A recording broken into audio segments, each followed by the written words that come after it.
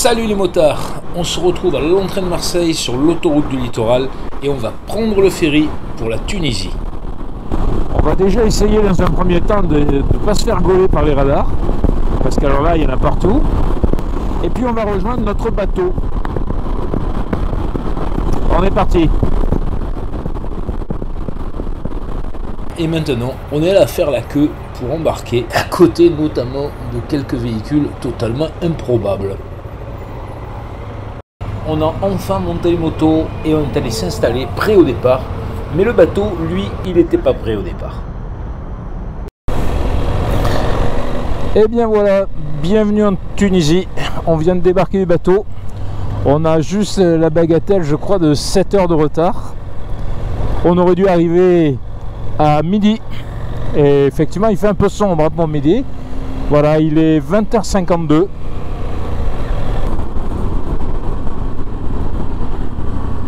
Et nous arrivons à Kerouan, qui est notre ville-étape. On devait aller à El Kef, mais pour des raisons de sécurité, quand on s'est dérouté, on va sur Kerouan. On va faire dormir les motos, et nous aussi.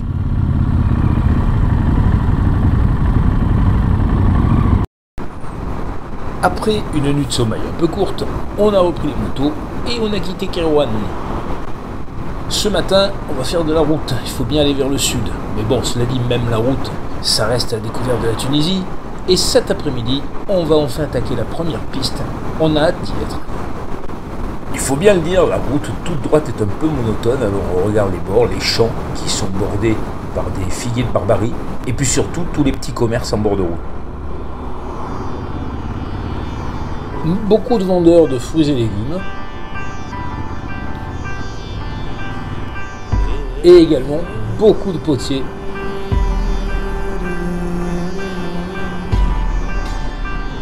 On trouve à peu près tous les commerces en bord de route, mais le plus marrant sont quand même les revendeurs d'essence de contrebande, chez lesquels on aura vu aussi des voitures de police faire le plein, et c'est dommage que j'ai pas pu les filmer. C'est marrant cette route, c'est à la fois monotone, parce que c'est de la route, assez droite en plus, mais en même temps c'est déjà du dépaysement, parce qu'on voit les montagnes au fond, il y a les champs d'oliviers, il y a beaucoup de sable par moment. On a mis le cap sur Tozeur. Ah, ça arrive, hein, c'est minéral. Et ça commence à ressembler à l'image qu'on se fait des paysages qu'on est venu retrouver. La matinée s'écoule et les kilomètres aussi. On atteint Gafsa, on refait un plein d'essence. Et puis après, juste après, c'est Metlaoui où on fait la pause déjeuner. Voilà, la matinée est finie et la partie routière aussi est finie. Cet après-midi, ce sera de la piste. Et donc là, on quitte Metlaoui. Tozeur, où on va s'asseoir, c'était à 50-60 km maximum. Mais en réalité, nous on part, on oublie que là, on met le cap du côté de l'Algérie en fait. En tout cas, on met le cap sur le relief.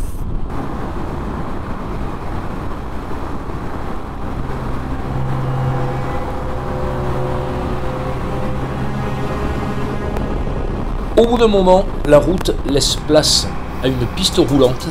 Ça y est, on a atteint le début de la célèbre piste Rommel, du nom du Feldmarschall allemand qui a occupé l'Afrique du Nord pendant la Seconde Guerre. Tantôt c'est de la piste, tantôt c'est des blocs de béton, mais ça y est, on a la banane. Pour nous, le voyage commence réellement ici.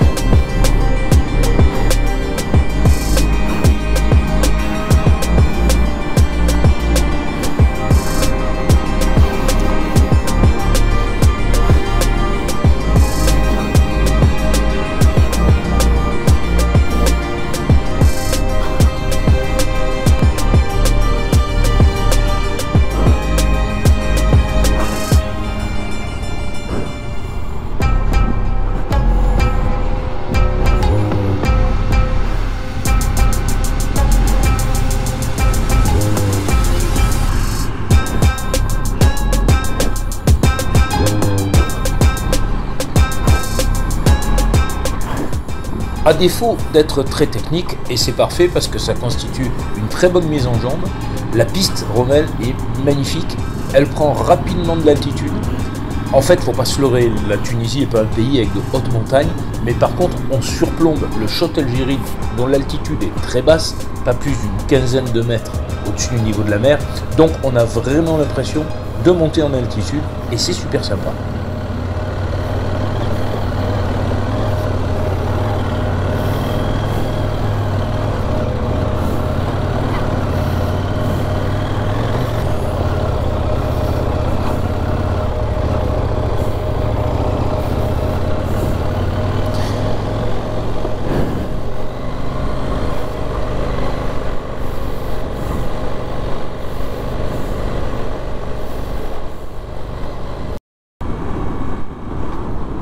Alors voilà, on a terminé la piste Rommel qui culminait à 500 mètres et on est passé de l'autre côté de ce petit massif montagneux.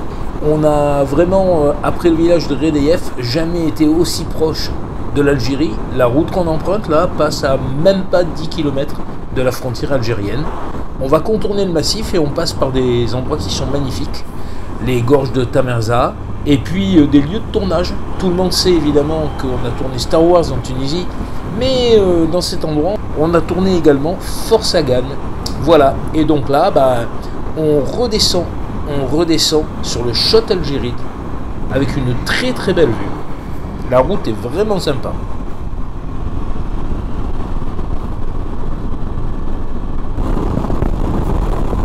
Là, on roule sur le Chott, qui est toujours représenté sur la carte par un lac.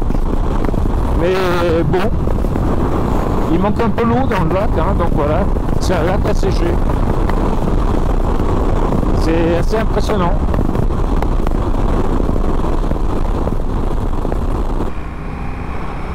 Et en fait, oui, c'est impressionnant parce que c'est vraiment immense. C'est une étendue toute plate. Et en réalité, effectivement, c'est pas une mer. C'est une surface dans laquelle il n'y a de l'eau qu'en période de pluie. Le reste du temps, c'est de l'argile, avec, on le voit, une pellicule de sel dessus. Et il est vivement conseillé de ne pas trop s'éloigner des pistes empruntées par les motos, les 4x4, etc. Parce que on peut rapidement s'embourber. En dessous de cette croûte superficielle, l'argile reste relativement meuble. Les longues pistes du Chott, bien plates, bien droites, permettent de mettre du gaz et de se faire plaisir. Il est l'heure de clore la journée et de mettre le cap sur Tozeur. Et au passage, on traverse notre première palmeraie. Et des palmeraies, il y en aura bien d'autres les jours suivants. La Tunisie est un des plus gros producteurs de dattes.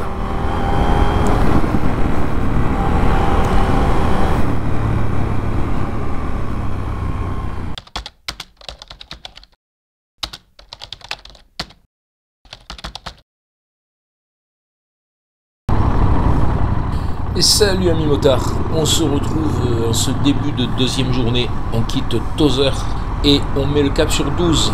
Douz, la ville la plus au sud, aux confins du désert. Donc on part par la route, on traverse Tozeur et sa périphérie avec ses marchés animés. Mais maintenant, à El Maasen, on va prendre la piste. Et on a la surprise au début de voir que la piste a été partiellement goudronnée. L'asphalte progresse doucement mais sûrement. On ne tarde pas le long du Djebel à retrouver une partie non revêtue. Et ça s'annonce sableux aujourd'hui. Je pense que du sable, on va en manger. Allez, on continue, c'est parti.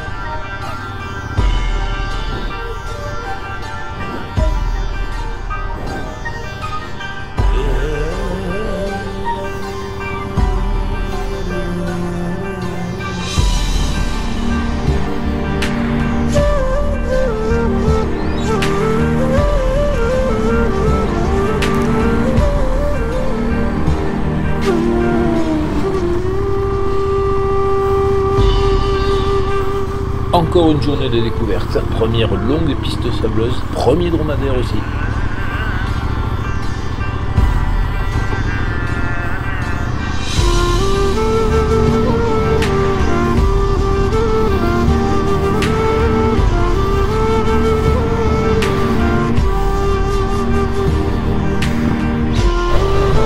Ah, j'y vois plus rien. Aïe aïe où. C'est bon. Ce sable est ultra fin et dès que quelqu'un roule, ça produit une poussière qui va partout, qui rentre dans les yeux. Je comprends pourquoi certains sont venus avec des masques de crosse et si c'était à refaire, je remplacerais mon écran de casque par un masque.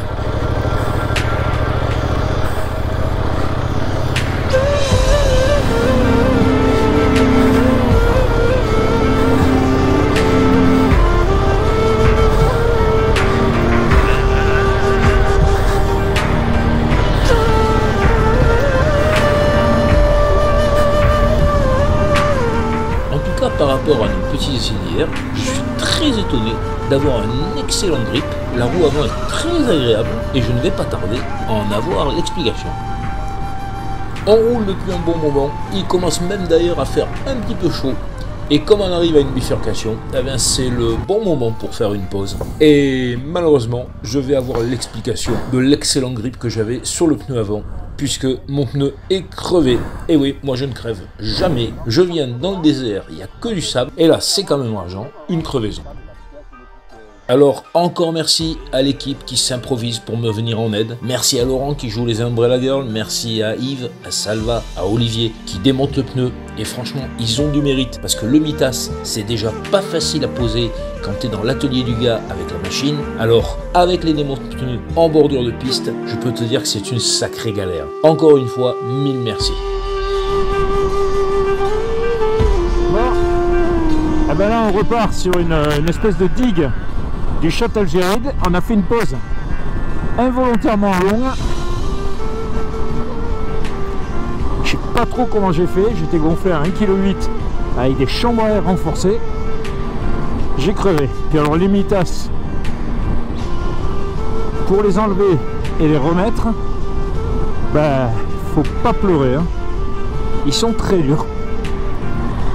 Allez, on roule, on va faire gaffe. Alors là on voit bien les remontées salines là. Le Shot c'est mer sans eau bien sûr, elle n'y est plus. Et donc on a des remontées salines avec cette croûte blanche là qui est dessus. Et qu'on voit bien sur le bord.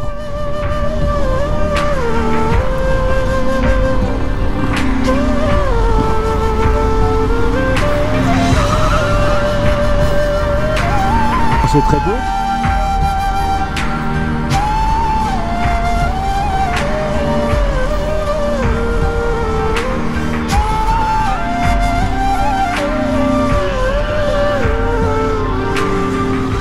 Et donc nous continuons cette belle piste roulante qui fait tout le tour du Shot, mais qui finit par rejoindre la route que nous empruntons pour rejoindre 12.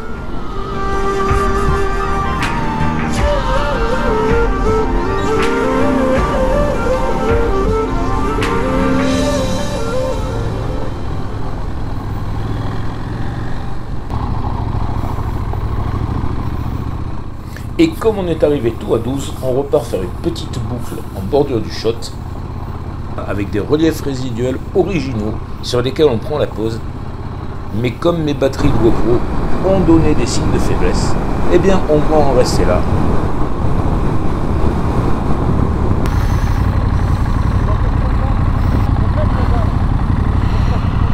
Alors c'est sur cette image qu'on va se quitter aujourd'hui. Je vais vous laisser là sur un magnifique coucher de soleil. Et je vous dis à demain.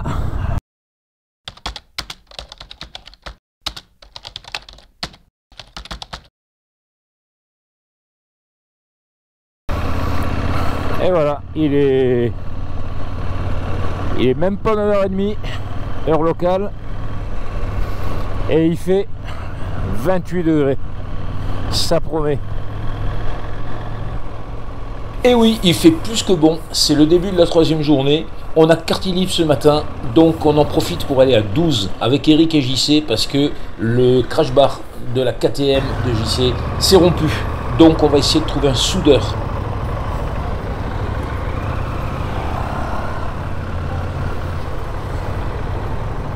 Donc nous avons un petit peu parcouru les rues de 12 avant de nous faire tuyauter et de trouver le soudeur qui va bien. Et crois-moi, il va carrément bien.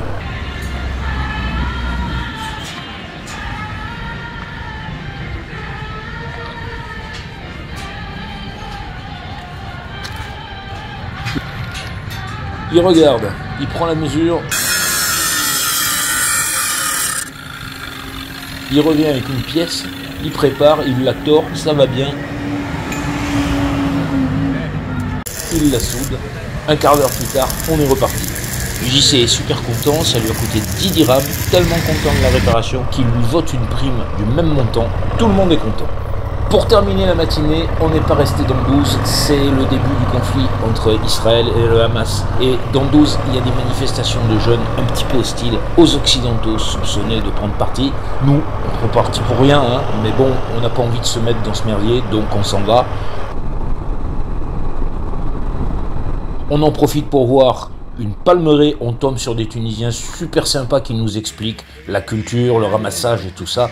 On repart, on a fait une véritable agrégation SDAT et on rentre à l'hébergement pour préparer l'après-midi parce que l'après-midi nous attend le grand départ pour aller passer la nuit dans le désert. Voilà des préparatifs de campement, mais non, c'est pas pour nous. Nous, on est plus sport mécanique. Alors ça, c'est le son de nos 4x4. Là, il y a le campement pour ce soir.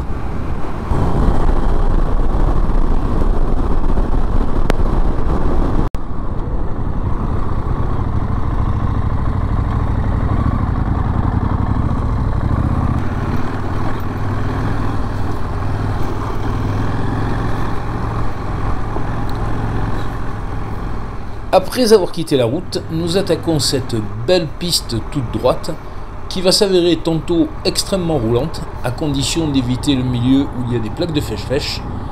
Donc il nous est conseillé de rouler sur le côté et tantôt piégeuse parce qu'il y a des amas de sable qui vont nous poser quelques petits problèmes.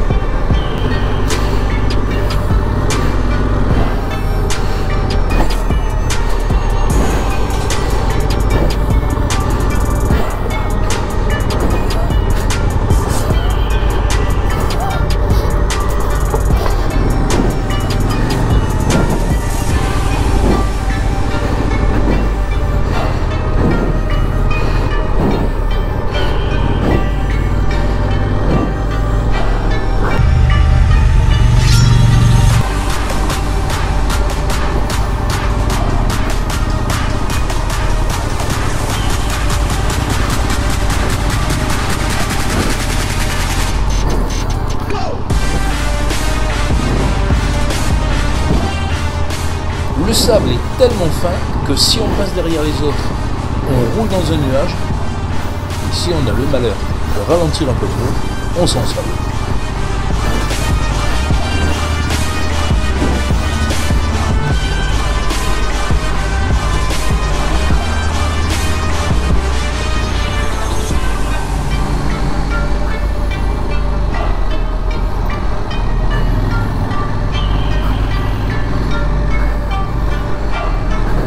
Oh la vache, il fait 37 degrés et je te dis que quand tu galères là dans le sable mou,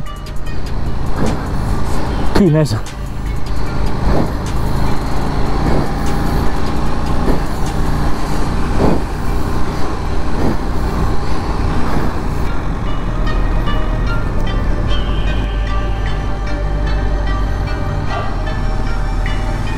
Et là, depuis quelque temps, ça va beaucoup mieux.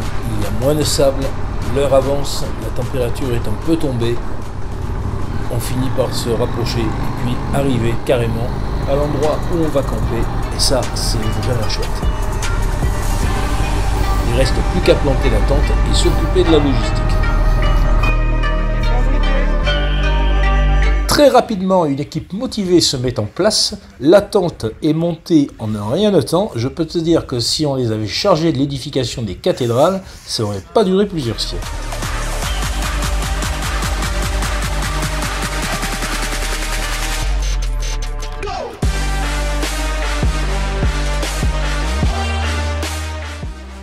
Et maintenant, on passe à la deuxième étape du bivouac avec la préparation du feu qui non seulement va nous éclairer, va nous réchauffer, mais va servir aussi à la préparation du plat.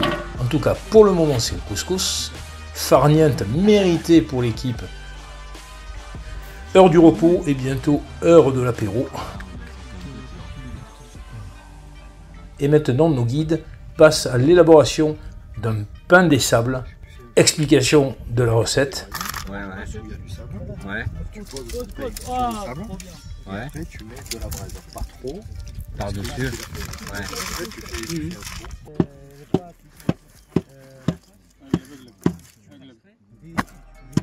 Une fois dépoussiéré, il ne reste plus un grain de sable sur le pain. Le mot partage prend tout son sens avec ce pain qui est encore très chaud et qui sort, si je peux dire, du four.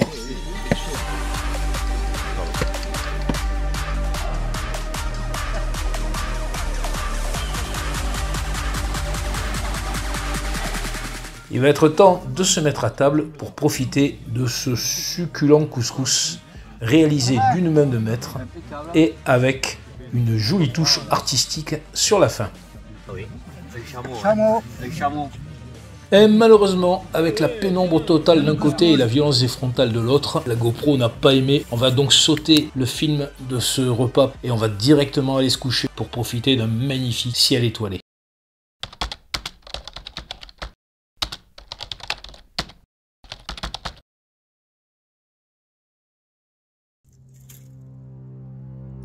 Il est tôt ce matin, la vie reprend sur le campement alors que le soleil se lève à peine sur le désert. Nos guides tunisiens refont du feu pour faire cuire à nouveau du pain de sable et préparer le petit déjeuner de l'équipe.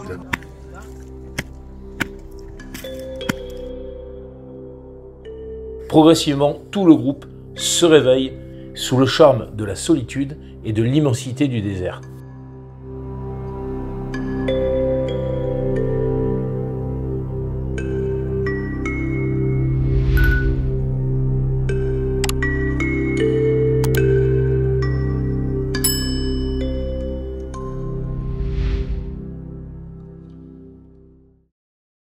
Donc on quitte le camp et on redémarre donc par une piste un peu comme celle d'hier avec laquelle on avait terminé la journée. Donc voilà, c'est parti, let's go.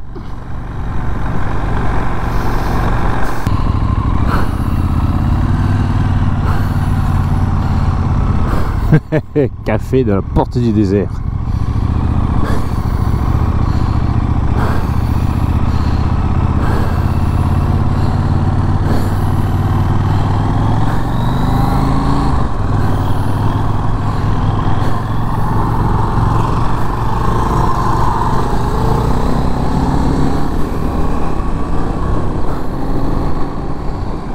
Après un épisode de route que le vent ensable d'ailleurs régulièrement, nous retrouvons une piste, mais des travaux publics et des kilomètres de chantier nous montrent que là aussi l'asphalte progresse. Il faut se dépêcher d'utiliser cette piste parce que probablement dans quelques mois ce sera devenu une route et régulièrement nous devons contourner les zones de chantier.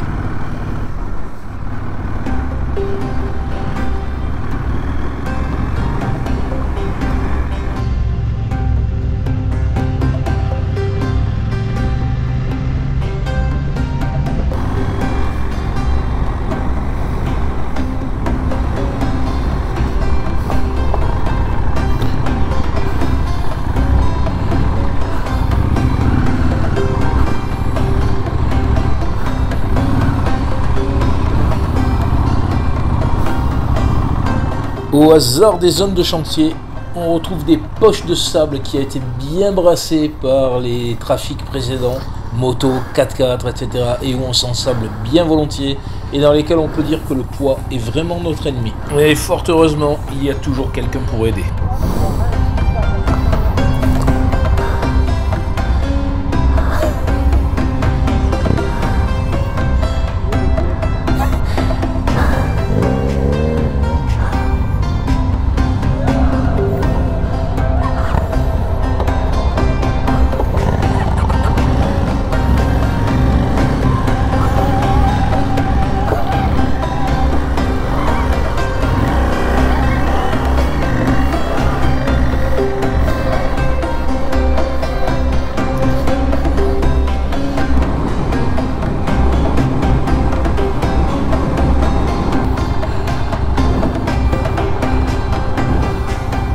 Finalement, c'est quand on s'éloigne de la piste qu'on a les surfaces les plus stables et les plus roulantes.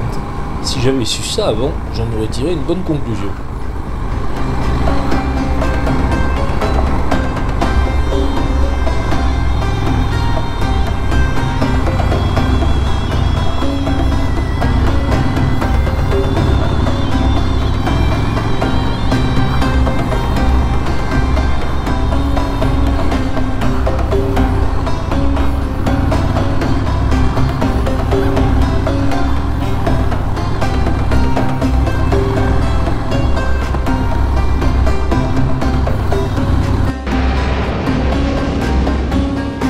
Bien que ce ne soit pas la saison, les vents de sable ont rendu impraticable la piste que nous devions prendre et on va être obligé de faire un détour de 40 km. On se retrouve là, à la sortie de la piste, sur la route vers Xarguilam, où on va arriver pour prendre notre pause déjeuner. Xarguilam, c'est une oasis très au sud, c'est à peu près d'ailleurs la limite sud qu'on va atteindre. On le voit bien, il y a une source d'eau qui permet d'avoir des plantations, en particulier des palmeraies, et d'avoir une tache de verdure dans le désert. Et le resto vers lequel on se dirige est vraiment à la limite de l'oasis. Juste après, c'est à nouveau le désert.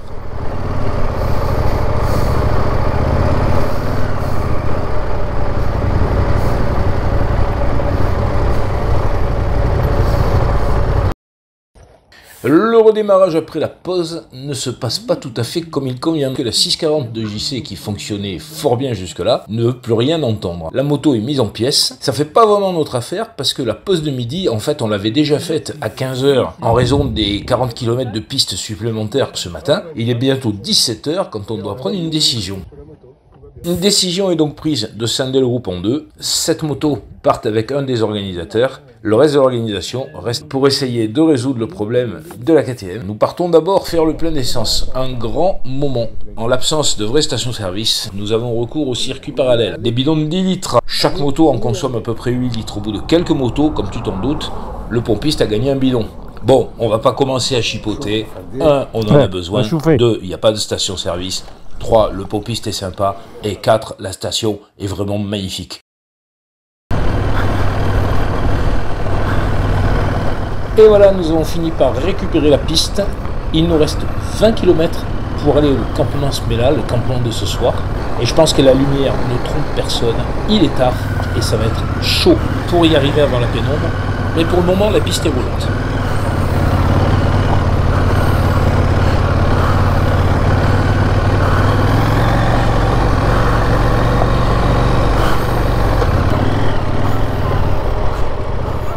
Le problème, c'est que cette jolie piste roulante ne dure pas longtemps. Le vent a réaccumulé les paquets de sable dans lesquels on galère, on est obligé de sortir de la piste pendant plusieurs centaines de mètres pour ne pas se tanker et perdre du temps. On était pressé en raison de l'heure tardive, eh bien ça n'améliore carrément pas notre moyenne.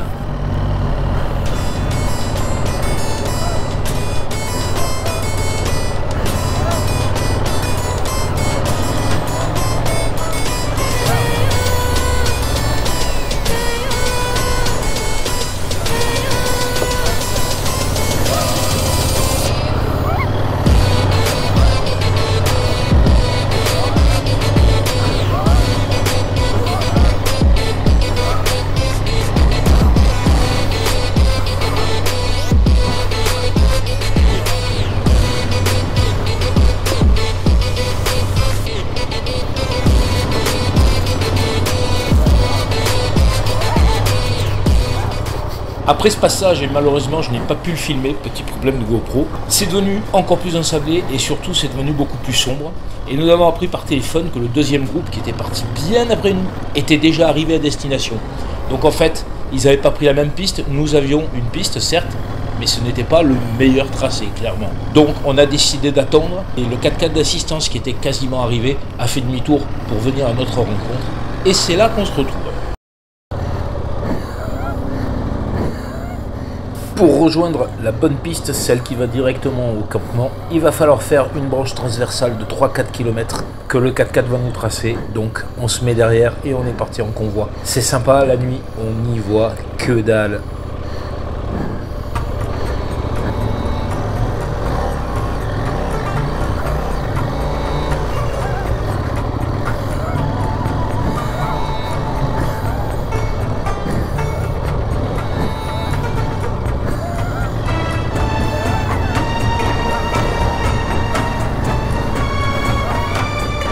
Et maintenant, en plus du relief, en plus de la nuit, il commence à y avoir une bonne dose de fatigue et ça simplifie pas les choses.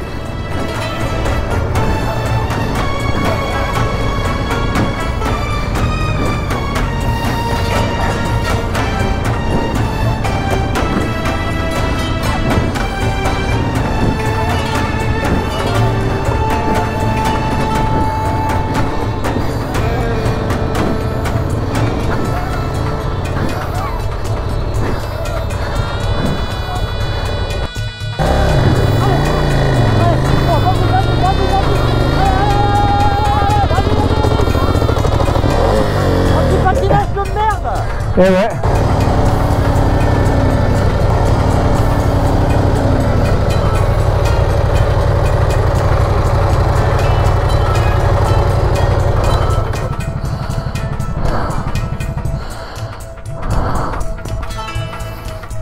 Quand tous les phares s'éteignent, la tranquillité du désert, mais également un grand moment de solitude, vite interrompu par l'entraide et la solidarité de toute l'équipe heureusement.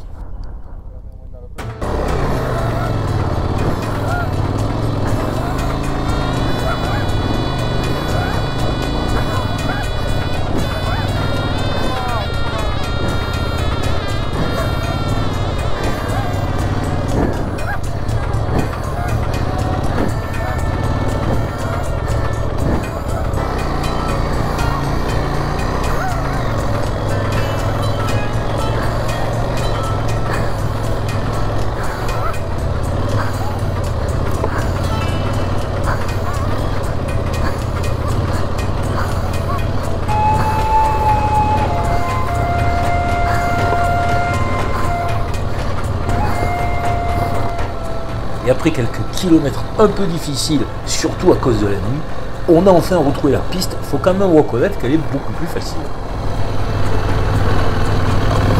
Bon, il est 21 h et a priori on arrive au campement. Grâce au 4x4 qui est venu nous chercher et qui nous a remis sur la bonne piste. Sinon, on serait toujours en train de jardiner. Donc je dis bravo, bravo au 4x4. Bon, ça ne veut pas dire non plus que de ci de là, il n'y a pas encore quelques petits pièges. Mais disons quand même que ça va beaucoup mieux.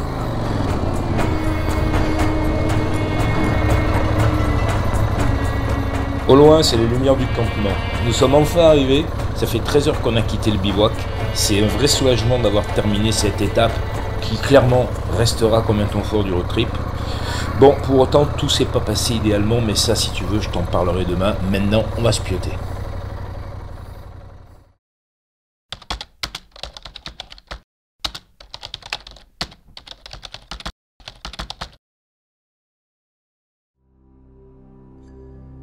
Voilà, c'est un nouveau jour qui commence. On découvre le décor magique de ce campement qu'on n'a pas vu hier soir, puisqu'on est arrivé en pleine nuit.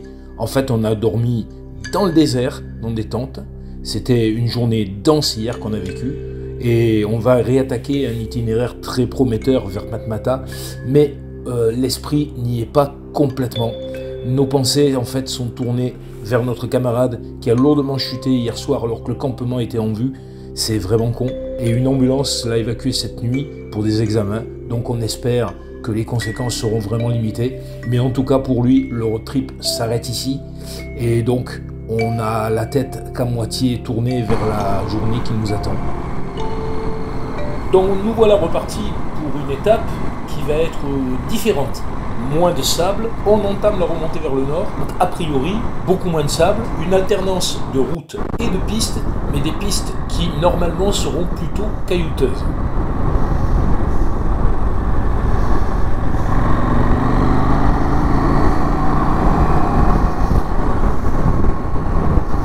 Là, petite tempête de, enfin pas tempête de sable, mais vent de sable, peut-être pas exagéré, mais la route est en train de se recouvrir et d'être reprise par le désert.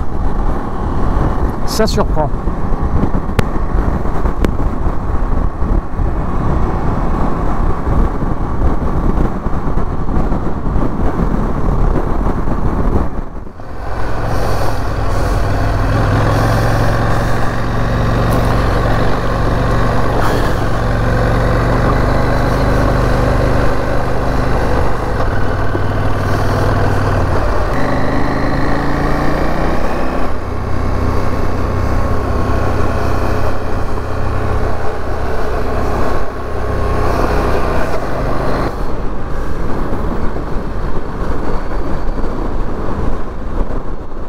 Donc là voilà, on a fait une alternance, comme je l'ai dit, de pistes et de routes. C'est très sympa, mais en même temps je te montre un peu moins d'images parce que c'est du plus classique, on va dire. Et puis on arrive le soir sur les hauteurs de Matmata, la route pour descendre est très sympa. Et la ville elle-même de Matmata vaut le détour, ça vaut le coup d'y aller.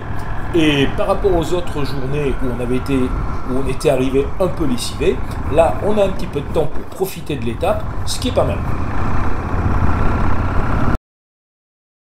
On a des chambres dans un hôtel troglodyte, c'est super sympa et je te partage ça.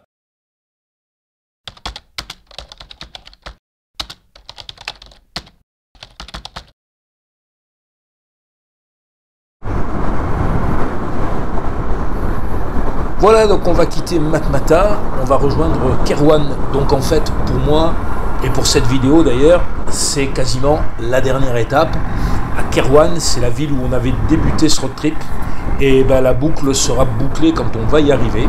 Parce que demain, on va faire une étape de liaison pour Tunis pour aller prendre le bateau. Donc j'allais dire, ça compte pas. Voilà. Donc aujourd'hui, on part pour Kairouan. Ce matin, on a encore quelques pistes à faire. Le départ se fait par des petits chemins non goudronnés qui sont plutôt sympas et également par des petites routes. Allez, c'est parti.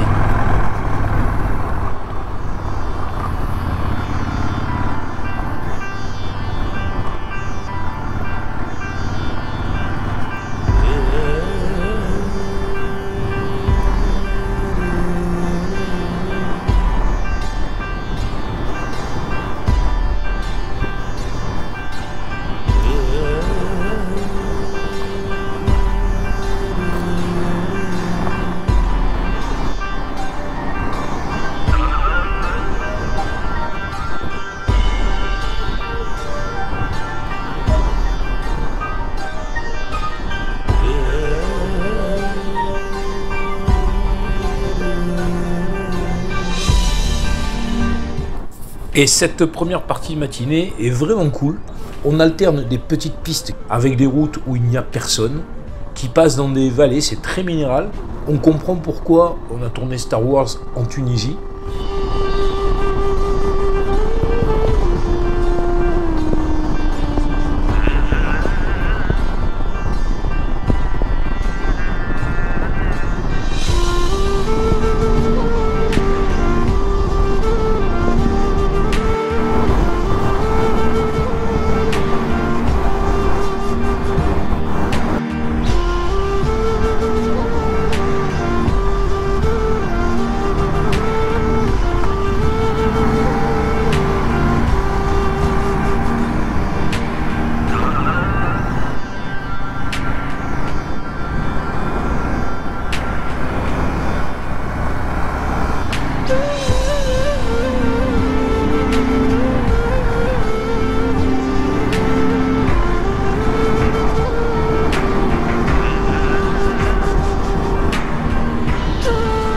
maintenant, a priori, on se dirige vers une grande piste qui devrait nous faire remonter vers le nord, ce devrait être hyper sympa.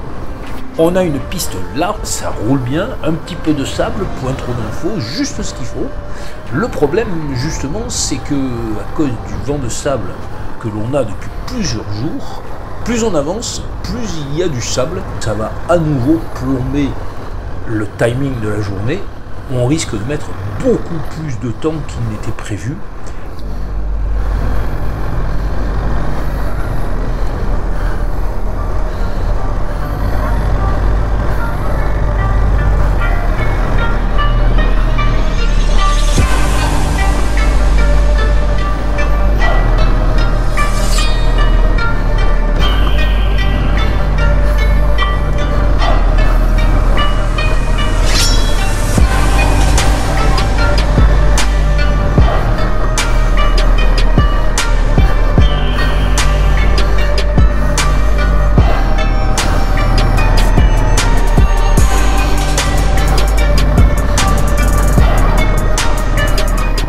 Et merde, arrêt buffet. Si on coupe les gaz, on est mort.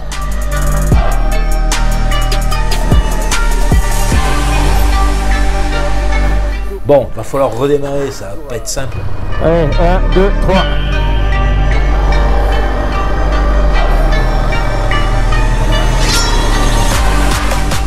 En tête du groupe, la décision est prise. Plus loin, ça devient une véritable galère. Tout est recouvert par ces petites dunes. On va y perdre un temps fou. On revient sur nos pas. Ça va déjà être long et on va retrouver la route. Ce soir, il faut quand même qu'on arrive à Kerouan et c'est une étape de 450 km. Nous repartons donc par la route, mais là aussi, le sable est bien présent. Là, c'est clairement impressionnant. La visie est extrêmement réduite. On a 200 mètres à peu près sur le ruban de la route. Et alors en latéral, bof, on ne voit pas les F. C'est assez joli, je dois dire. Ponctuellement, ça se dégrade ou ça s'améliore. Et voilà, la traversée d'agglomération, c'est, si j'ose dire, le retour à la civilisation. Et en tout cas, le fait qu'on tourne véritablement le dos au désert.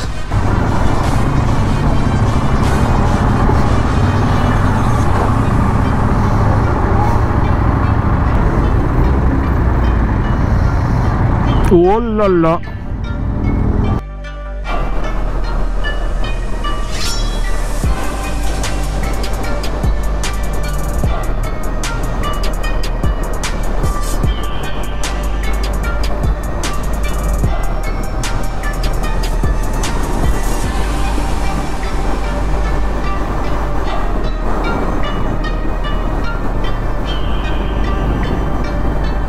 Les pistes, les petites routes, c'est bien fini. On va pas tarder à arriver en fin d'après-midi à Kerouan, où on en profitera pour aller visiter la Médina. Et bien voilà, on touche au but de ce road trip d'une semaine aux portes du désert, qui m'a permis de découvrir tant la pratique de l'off-road dans le sable, c'était quand même un peu une nouveauté, que la Tunisie, un pays que je ne connaissais pas. C'est vrai que je connaissais pas mal le Maroc, mais je n'étais jamais allé en Tunisie. J'espère que vous avez apprécié cette vidéo. Si c'est le cas, likez, abonnez-vous à la chaîne. Je vous donne rendez-vous pour mes prochaines vidéos sur d'autres destinations. Et je vous dis un road trip sinon rien.